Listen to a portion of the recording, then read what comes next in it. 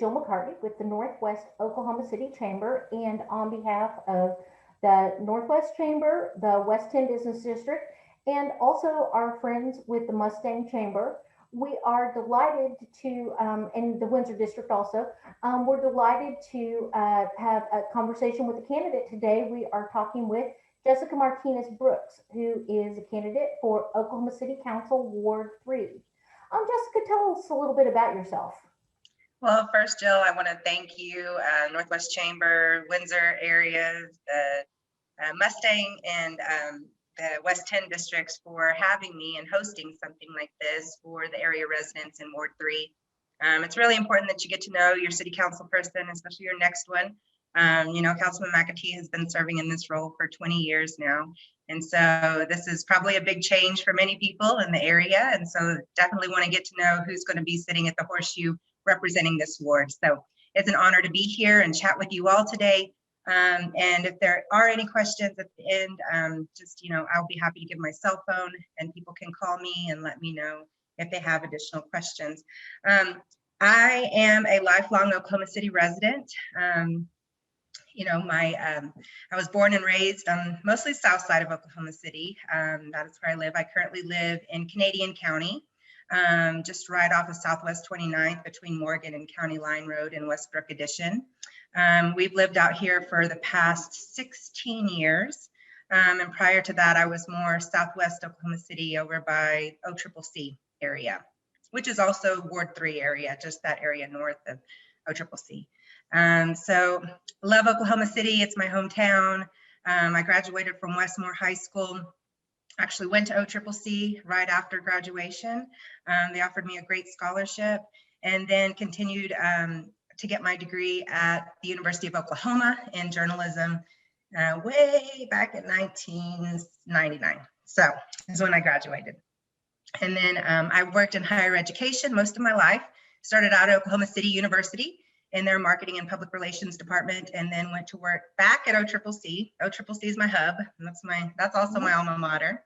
And I appreciate a lot of the work that that institution has done, especially in South Oklahoma City, for a lot of first generation college students.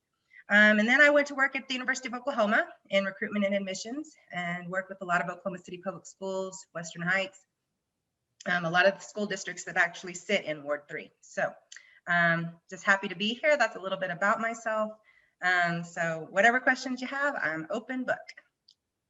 Sure. Well, you've touched on it a little bit in that explanation, but for those who may not be familiar, kind of describe the shape of the district and what all neighborhoods and communities are make it up, because it's a very interesting area with different interests put together. It really is a very diverse ward. So you are talking, and it's a very large ward. So you're talking all the area of Oklahoma City that's west of basically I-44, and it goes all the way out I-40 towards Gregory Road. So that is the west border, and Gregory Road is a gravel road. You go all the way south to the Canadian River, which is almost to Tri-City. So you have South Lakes Park, you have the Williamson Farms down there, a lot of the newer neighborhoods such as Rio de Bella and Tuscany, Old Tuscany in that area. And then you have the north side piece that is the Windsor area. So Windsor Oaks, Windsor Hills, Meridian Manors, those areas over there, the WestTen District. So that piece that goes all the way up to like 36. Between Portland and MacArthur-ish, and it kind of juts around Bethany. You have several large school districts sitting within the ward. You have Mustang, Yukon, more public schools, Oklahoma City, Western Heights, Putnam City. So those are all big major school districts in the metro area. And then you have 3 different counties. So you have Oklahoma County, Canadian County, and Cleveland County. And I don't know if anybody has ever sat on the horseshoe that did not live in Oklahoma County for Ward 3. So I think this might be something new, because I live in Canadian County, and so does my opponent. She also lives in Canadian County. So This will be different, a representation for a ward, but I am very familiar with Oklahoma in general, just being born and raised here. My great grandpa's house sits in the middle of Scissortail Park. So right there at Southwest 5th and Harvey, I remember growing up there. He lived to be 104 years old and was literally at the age of 98 chopping down a tree in the front yard and had a stroke. And so he was a he was a good, hardworking man for sure. But I remember growing up there in the summers because we helped take care of him. And now I go down there and I see Scissortail Park and the investment that has been made in that area. And it's just, I didn't even recognize it when I first went down there because the hill in Scissortail Park, that is exactly where his house was. And then, a lot of that investment has come because of maps. And we see a lot of great investment happening in Oklahoma City, where it is now a destination place. People want to move here. And I think we see a lot of growth, especially in Ward 3 right now, out here in the area. There's something like 40-something new housing developments going in right now in the area. In looking at the growth in Canadian County, I understand it's the fastest growing county in the state. And the residents there that are in the Oklahoma City part of Canadian County sometimes feel like they're not receiving the resource, some of the areas that they need. One of those in particular is the Mustang Creek detention ponds and the drainage issues. What would be your proposal for how to deal with that particular issue? And so I have been working with several of the area residents who are very concerned about the flooding and the drainage issues that we're seeing when heavy rains come to this area. So, Westbury South, Mustang Creek, the church, the United Methodist Church that's right there at Southwest 15th, and then the school that's right across the street off 15th and between Sarah and Mustang. So that area, when we have heavy rains, that area floods very quickly. And so we have been working with area residents to, let's document some of the issues that we have seen over the past 10 years, because seemingly it has occurred when, when these major rainstorms have come. Now the city has come through and said, well, those were 100-year flood storms, but we are just seeing a lot more, as we all saw last month, the 100-year generational crises that we've had. We seem to be having more and more of those as time goes on. So, for planning, it's something we all have to work on in this area, and the different neighborhoods are currently mapping out the issues that they have seen. One, what kind of flooding have we seen in the neighborhood? Is it street flooding? Is the water actually encroaching upon the property? Is the water actually coming into your house and flooding your homes? So those are 3 different types of priorities in how the city evaluates whether or not we need to do an assessment district of the area. Do we have a major problem, or was this just a one-off 100-year storm? I can tell you from working with Mustang Creek folks that I've seen the photos of their different issues that they have had, whether flooding has come into their homes, or it's actually flooding their backyards or coming up their driveway, but definitely major street flooding in the area. And that has occurred because we have had such quick growth out here. And I am all about development. I really am. I want to make sure that we have housing, that we are appropriately investing in the growth of Oklahoma City.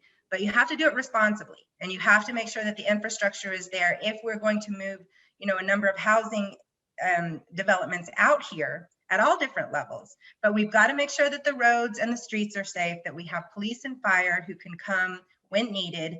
And to me, that all comes with proper planning. And we just, I've seen the city's plan for this area, and it's a huge growth time, especially now the turnpike cuts through out here so people can get wherever they need very quickly. But the turnpike has also caused some of the issues. It almost acts like a dam in certain parts of the area. So it's really important that we work to get these different entities that all have a piece of the pie. So, if it's Canadian County, if it's Turnpike Authority, City of Oklahoma City, the planning and development folks, we all have to come to the table in order to address those needs appropriately And, you know, with or without current developments, we have an issue with flooding and drainage. And I believe the city knows about that. We just have to make sure that they know how important it is with our documented cases that we have. And like I said, been working with several area residents to make sure that we have the appropriate documentation to move forward. You know, to me, a lot of what we do at the city is planning and how we want things to look 30 years from now. And so I have never been more, gotten a more information and education since I've served on the Water Utilities Trust. And talk about planning. You know, somebody came through 50, 60 years ago to think, well, you know, a lot of the rainfall comes in the southeastern part of Oklahoma. Let's figure out a way how we can get some of that water over here. And when you're talking water as a resource, you're talking a number of different entities that regulate water, not just at the local and state level, but at the federal level. And then with Oklahoma, you have another, you know, working with the tribes as well as to get access. And so, you know, I think some of the work that we have done is absolutely brilliant, you know, in order to how we have been able to grow the city of Oklahoma City. Because you don't have water, you're not going to have much of a city, and you're not going to have much growth. And so we need to be thinking, are we going to have enough water, you know, 50 years from now for all these homes that are moving out here? Are we going to be able to still provide Norman and the different other areas that buy our water to move forward with their population growths as well? So these are a number of things that the city has to consider, and that's just one area that is an example. You know, police and fire is another thing. You know, if you're going to put, what I have seen is almost 117,000 residents out here on the west side of Oklahoma City is the eventual plan. Are we going to have fire stations that can meet those needs if there's an emergency? And what is that going to look like? And what are those costs? So all these things we have to really take a deep dive into and make sure that we are meeting the needs of our, not only our current citizens, but the citizens who are moving in here 10, 15, 20 years from now. So that kind of takes us to roads and parks. That's some other things that I hear from people in that area is they feel that and have not received their fair share of the resources, and the roads are not kept up as well, and that they don't have adequate parks. And or what is your perspective on that? Do you think it's been underserved? How would you change that to make sure that that area gets its fair share? I think if you polled anybody in Oklahoma City, what is the number one thing that we have issues with? They're going to say roads. You know, it is an issue for all of us because Oklahoma City has such a large square mile area that we're large footprint that we're dealing with. But especially out here, you know, and especially as how quickly as the growth has occurred out here, is that the roads are just not being kept up with, and which leads to additional drainage issues, which leads to a number of other issues. You know, I think it's important that, you know, somebody from Canadian County get to the Horseshoe in order to express those issues that we are seeing on a daily basis. So one of the reasons why I really wanted to run was I was so tired of Southwest 29th. It is a nightmare. I mean, it is a constant pothole. It is traveled so much because we have a lot of business developments out here. We have Hobby Lobby, and we have a lot of Amazon. So we have a lot of semi trucks coming in the area, and those additional, you know, put additional taxes on the roads. So for me, you know, we have to support not only our area residents, but our local businesses. I'm sure they would like to be able to safely get down the road as well. And a lot of these roads are 2-lane roads, have been completely torn up for so long. And when you'll call the city and ask, hey, when are we going to get that road fixed? You know, it was like 2025 was the scheduled maintenance. And I'm like, there is absolutely no way that road is going to last until 2025. So that was a big concern of mine. And then, you know, going back to your parks, you know, there is a plan for maps to put a park out here in Canadian County, because they're really, you know, Mustang has the community center over there. And then we also have, Overholster has a park, but it's in Ward 1. And so there's not, and then there's South Lakes Park to the far, far south. So yes, this area out here doesn't feel like it does get its fair share. I think there's a lot, since we haven't been able to see some of those resources, now is the time to bring those partners together, because we do have some different pots of money that we can work out of. So the maps with the parks money, and then possibly there's some additional things that we need to do about the drainage. You know, wouldn't it be great if we had a nice water feature that also served as a detention facility? And, you know, obviously resources are a big concern for the city and moving forward. But I think there's some really creative ways that we can put the different pots of money to work in order to solve multiple problems at once.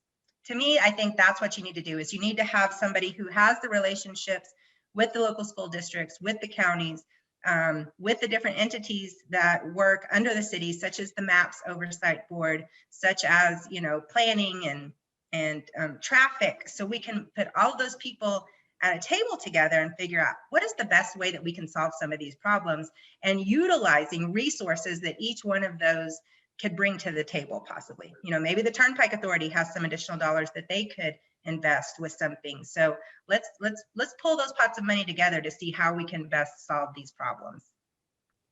What do you feel like is the role that this city council person could play in terms of relationships with the municipalities that are touched by this district? You know, you've mentioned Yukon and Mustang and Bethany are all ones that abut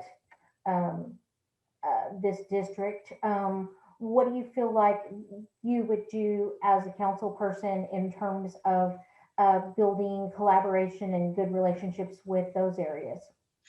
I think it has to go back to, you know, intentively and proactively meeting with the folks, with the cities, with the school districts, you know, to figure out what their needs are.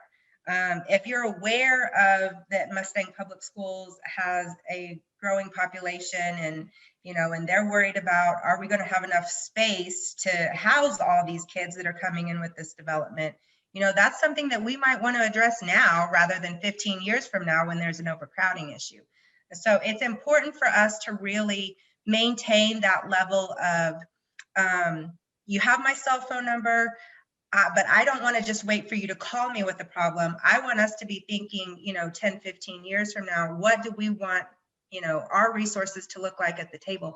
And how can we bring more people to the table to represent those concerns at the city? And that comes not only with just, you know, meeting with the superintendents of the schools, or meeting with the mayor of Mustang or mayor of Yukon.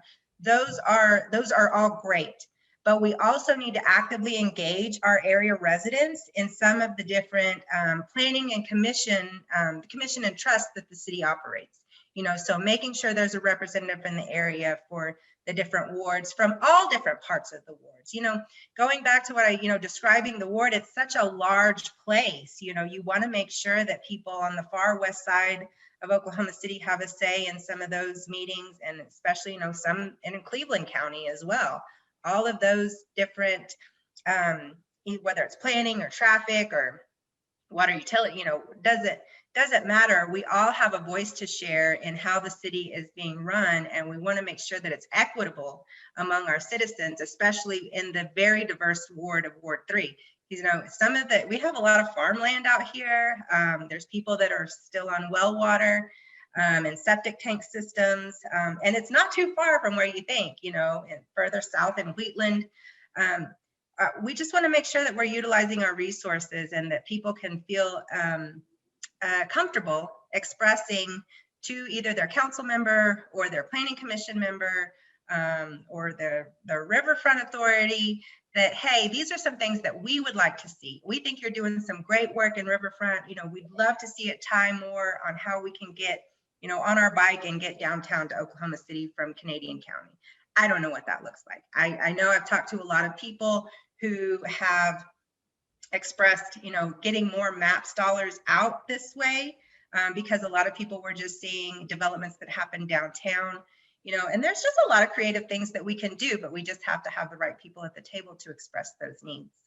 You talked a lot about schools and you know, looking at that district and the overlay of certainly there's Mustang and Western Heights and Putnam City, and I guess more comes into there also. as well as Oklahoma City Public Schools there. I mean, what would you want to do to make sure that Putnam City Schools and Western Heights and Mustang are receiving the support they need and have some equity with what Oklahoma City's getting? Well, and I think there's a general oversight that comes from council. Whenever it's not additional resources, but at some point, like I serve on school bond advisory for Oklahoma City Public Schools. Well, that is an overseer of the bond that Oklahoma City residents in the district voted on. That happened several years ago. It's the old Maps for Kids dollars as well, kind of tied into the 2017 bond issue that came through. And so, you know, it is a general oversight that works in tandem with the Oklahoma City Public School Board. So it's not that the city is providing these additional dollars, the city is providing additional oversight and additional support as far as construction projects go and those types of things. Now, I would definitely have to sit down with, you know, Mustang Public Schools, and that's something that we want to do because, you know, when UConn builds a new school or when Mustang builds a new school, oftentimes it's on it's Oklahoma City proper, even though it might be a Mustang or a UConn address, and it's probably in Canadian County. You know, a lot of people are like, well, who's the regulatory authority that we need to work with in order to make this happen? And, you know, things like streets and planning for that, that all has to occur early on, not after everything's already built. So I think just in general, making sure that we are maintaining that open line of communication to see what is it that you need from the city in order for us to make this school happen. Obviously, we want to make sure we've got quality schools for our area residents, and especially for those who have been here for a very long time, very engaged in the community, but also for the ones that are moving in now. You know, they don't understand the different dynamics. Probably somebody who's not from here, they probably don't know, well, I've got a Mustang or a UConn address. I'm not in Oklahoma City, which you see oftentimes in how people engage just in voter turnout. You know, they're like, well, I'm not Oklahoma City. I don't need to vote. I'm Mustang or I'm UConn. And so a lot of people don't feel engaged or a part of the city. They think they're separate or sitting outside, even though they have Oklahoma City water utilities and trash service. So those are things we just need to make. And I think that comes to where that council person engages with those local communities and different organizations, and not just at the district level and not just at the county level, but, you know, some of the smaller organizations that exist out here, some of the, you know, just the neighborhood associations and the different groups that would like to, you know, have an ear and somebody can listen to some of the issues that they're seeing as not only as individuals, but as neighborhoods in general. And talking about that, what are ways that you as a council person would work to get citizens and businesses, local voices more engaged and involved?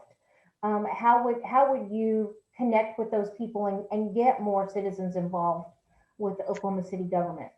I think it does come back to showing up at some of those neighborhood association meetings. I know a lot of people, this past year has been kind of funny with the pandemic, and so a lot of people weren't meeting in person, but, you know, I think we all found that Zoom, as evidenced of today, can really engage a lot of people at their own convenience, you know, when they have time to sit and watch what your upcoming city council person might have to say. So I think part of that is showing up at neighborhood associations. Part of that is engaging with the local leadership, such as superintendents and the mayors, as to, you know, what is it that they would like to see from the city? What is the level of support? You know, you yourself as a member of the Northwest Chamber, you know, what are the positive things that you have seen happen with engagement through your council person? What is it that your council person has supported you on, and how could that, you know, how could we make that more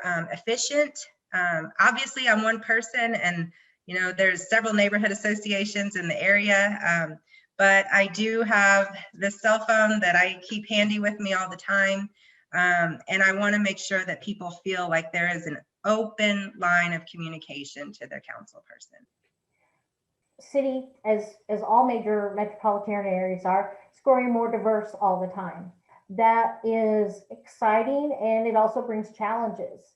And one of the challenges is in looking at our police and first responder forces, and that very often their makeup does not reflect the community that they're serving. What are things that you feel like are succeeding, and what can be done, and how can the council help to lessen the tensions and stresses in that, and make this a better system? I mean, the council sets budgets. That is the greatest thing that they do for our police and fire. And that is something that, as I was saying earlier in Ward 3, with the growth that we're seeing, there was supposed to be a fire station out on Frisco Road, and there's just budget issues. And so if we can't support our police and fire in order to have strong response times and appropriate response times to emergencies that are occurring in the area, that for me is a priority and a major issue, because the safety of our citizens is extremely important to all of us in Oklahoma City. If we don't have safe communities, we're not going to have thriving communities. And part of what I've seen from not just first responders in general, but the police, they have done some really great outreach programs. And when I'm going to talk a little bit specific ones. I currently serve on Police Athletic League. And so that is the board in partnership with Oklahoma City Police Department, with Oklahoma City Public Schools, and the City of Oklahoma City Parks and Rec. And so we have officers who serve as coaches for basketball, for football, for cheerleading, for volleyball, all of those sports that kids currently don't have a program for in Oklahoma City Public Schools, 5th and 6th grade. So we go in, create teams, and the partnership with the parks comes through to provide the fields in order for us to do that. And the police officers come through and serve as that positive outreach mentor to the different 5th and 6th graders. And they serve in that capacity during practice and at games. But that is just like one example. A lot of these things that I feel are positive that our officers are doing come out of these outreach programs. Obviously, the police have many hats to wear, and so they get called out for a number of different issues. And so those immediate needs and emergency phone calls are top priority. So we want to make sure that the officers that they can show up quickly and have enough backup to show up behind them, so they stay safe and everybody else stays safe in the area. So that obviously too is a priority. But the police have been doing a lot of great outreach work in the communities. We just need to make sure that there is a level of investment there so they have that appropriate training moving forward. And I think we all want the best equipped and most well-trained police force that we possibly can have. That comes with recruiting the right people. That comes with making sure that there's the salary there that we can compete with, and as far as other states go. I think, we want to make sure that the police and fire have the resources necessary in order to recruit the best and the brightest moving forward. This is a nonpartisan race. The Oklahoma City is set up that its governance is supposed to be nonpartisan. However, sometimes that is an aspect that creeps into it. With all of the polarization and animosity that's kind of happening at the national stage, and it kind of trickles down into this, what is your perspective on the role of party politics as it impacts the city of Oklahoma City? That's one of the reasons why I even considered running for city council, is because it was nonpartisan and is nonpartisan. When you drive down the street and you fall into that pothole, the pothole doesn't care if you're a Republican or a Democrat. When you call the police and fire for an emergency situation, they're not going to ask you if you're a Republican or a Democrat. When you hit a traffic light or the traffic is backing up, it doesn't back up just for Republicans and just for Democrats. And I try to get that across, especially when I'm knocking doors to people, because that's what they want to talk about is, are you a Republican? Are you a Democrat? And I said, this is a nonpartisan race.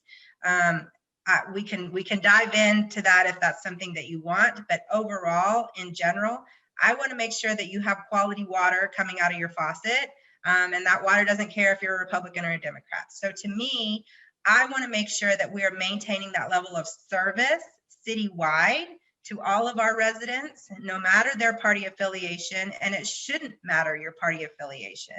And I say this because of last month, when a lot of us had low water pressure and the waters were freezing and the roads were backed up because of the snow and the ice, and the branches, you know, we're just now finished getting picked up from the ice storm that we had a few weeks ago. Every single level of service that came through that time was from city and local services. So we had to make sure that our city workers were still out there digging in holes to find leaks in the water area for when some of us were having low water pressure. All of those things, to me, is the things that we need to be asking questions about. Not about the federal level, not who you voted on as president of the United States, not what your party affiliation is what are you going to do at the local level to ensure that we have continuation of services, and what are you going to do in order to communicate that to area residents and how we can help this process along the way, whether it's picking up your branches or letting people know that trash service is going to be delayed a week. Those are some of the things that we need to be talking about as neighborhood residents and as fellow Oklahoma City residents, because those are much larger conversations and how that impacts your daily life, as opposed to who you voted for as president. I want to thank you for taking the time to visit with us today. I think we covered a lot of issues that are really important and vital to people. And on behalf of the Northwest Oklahoma City Chamber, the WestTen District, the Windsor District, as well as the Mustang Chamber, wanted to say we really do appreciate the effort that all of the people willing to put their name on the line make. It's no small thing. Absolutely. I'm so glad you guys did this. And like I said, my number, if anybody wants to chat with me anymore, it's 405-357-8173, or they can go to jessicaforokc.com and find out a little bit more about my priorities.